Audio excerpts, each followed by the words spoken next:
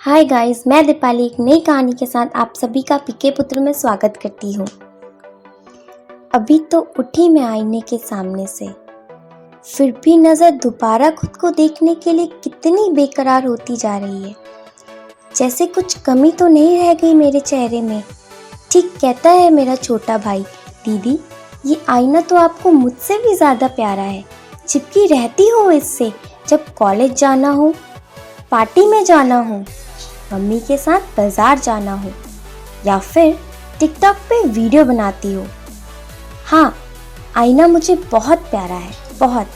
सच कहूँ, मेरी पहली सहेली ही आईना है, जिसमें मैं खुद को बराबर देखकर खुद की ही तारीफ करती हूँ, कितनी सुंदर हूँ। पर मेरी सुंदरता के अलावा भी ये आईना मुझे बहुत कुछ दिखाता है। जब मैं उदास होती हूँ तो पूरी तरह सजने के बाद भी मेरा सुंदर मुख असाधारण ही लगता है, और जब अकेली होती हूँ तो खुद से ही बातें करती हूँ। लोगों के लिए ये आईना ही तो है, पर मेरे लिए ये शीशा बहुत कुछ है जिसका मैं वर्णन भी नहीं कर सकती। बस इतना कह सकती हूँ, केवल एक दिन के लिए आप यह सोच लीजिए कि आईना इस दुनिया में नहीं होता। आप स्वयं जान जाएंगे आईना क्या होता है। एक लड़की के लिए तो आईना जिंदगी होता है, जिसे केवल एक लड़की ही समझ सकती है। आज अलग बात है कि मोबाइल के कैमरे ने आईने की जगह ले ली है, नहीं तो हर लड़की के पर्स में आईना ना हो ऐसा हो ही नहीं सकता। एक आईना ही तो है जो खुद से खुद का परिचय कराता है। जरा सोचिए, आईना नहीं होता तो कैसे हम खुद को देख पाते। कोई सुंदर हो या कुरूप, आईने में खुद को सुंदर ही देखता है, तो चाहे वो लड़का हो या लड़की, कोई मायने नहीं रखता। ये अलग बात है कि जब वही लड़के घर से बाहर निकलते हैं तो अपने हाथों से ही बालों को ठीक कर लेते हैं, फिर चल देते हैं अपनी जियत से मिलने, पर आईना फिर भी उन्हें कम प्यारा नहीं होता।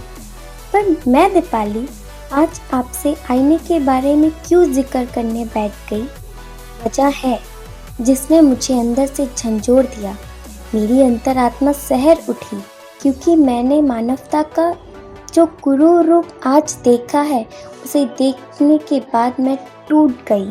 अंकिता मेरे कॉलेज की सबसे खूबसूरत लड़की है। मानो खूबसूरत शब्द ही अंकिता के लिए बना हो। कॉलेज में पिछले 2 साल से फैशन कंपटीशन जीतने वाली उसी कॉलेज के गेट पर चीख रही थी, चिल्ला रही थी। जब मैं वहां पहुंची तो मैं हैरान हो गई। ना कोई खून था, ना लड़ाई हो रही थी। अंकिता के हाथ उसके ही 2 दोस्तों ने पकड़े हुए थे कि वह अपने हाथ अपने चेहरे तक ना ले जा सके। अंकिता बेतहाशा चीखती जा रही थी। मैं हर कोई अंकिता के चेहरे को देखकर हट रहा था, क्योंकि जो चेहरा कॉलेज का सबसे खूबसूरत था, अब वही चेहरा एक संकीर्ण मानसिकता की बेट चढ़ चुका था, जिसने उसके चेहरे को चंद सेकंड में दुनिया का सबसे कुरूप और भयानक बना दिया था। ये एक एसिड अटैक था। तुम मार दो हमें, जिसने तुम्हारी संकीर्ण सोच की पूर्ति में हामी ना भरी, पर तुम एसिड अटैक मत करो हमारे चेहरे पर, क्योंकि तुम क्या जानो, ये एसिड अटैक हमें जीते जी मार ही डालता है। अंकिता जिस दर्द से गुजर रही थी, वह दर्द भयानक था। वह चिल्लाई जा रही थी, कोई तो मदद करे। उसके इस हाल पर हर कोई बेबस था, क्योंकि यह कोई हथियार का जख्म नहीं था, कोई रोड एक्सीडेंट नहीं था इसके बहते खून को कपड़े से बांधकर रोका जा सके।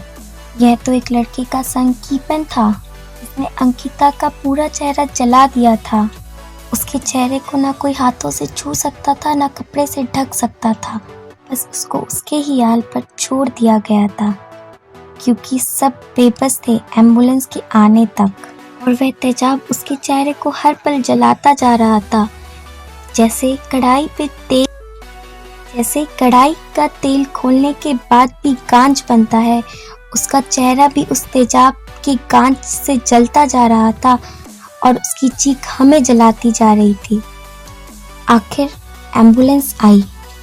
हमेशा की तरह लेट, और अंकिता को लेकर उसके दोस्त चले गए हॉस्पिटल। पर आज का वह मंजर मुझे अंदर से हिला चुका था। मेरे कदम अंदर कॉलेज को बढ़ ही नहीं रहे थे। जहां अंकिता खड़ी थी उसके पास ही कुछ फूल के पौधे थे जो तेजाब की बूंदों से जल गए थे। आज मैं शाम को घर आई, वो भी मेरा ध्यान अंकिता के चेहरे से हट ही नहीं रहा था। मैं यही सोची जा रही थी कि एक पल ने अंकिता की पूरी जिंदगी बदल दी। जब वह हॉस्पिटल से ठीक होकर घर आएगी तो क्या वह खुद को नए रूप में पाकर जी पाएगी? जो लोग उसके चेहरे को देखकर तारीफ करते थे वही जब अपशगुन समझकर मुंह फेर लेने तो कैसे बर्दाश्त करेगी? बच्चे जब उसके चेहरे को देखकर डरेंगे तो कैसे खुद को संभालेगी? कैसे खुद को आईने के सामने खड़ा रख पाएगी? जो आईना लड़की को इतना प्यारा होता है, कैसे उसे अपना पाएगी? कैसे किसी से प्यार करने के लिए सपने देख पाएगी? कैसे सजाने के लिए सोच पाएगी? जबकि हर एक लड़की को सजना संवरना जन्म से ही प्यारा होता है। कैसे? आखिर कैसे?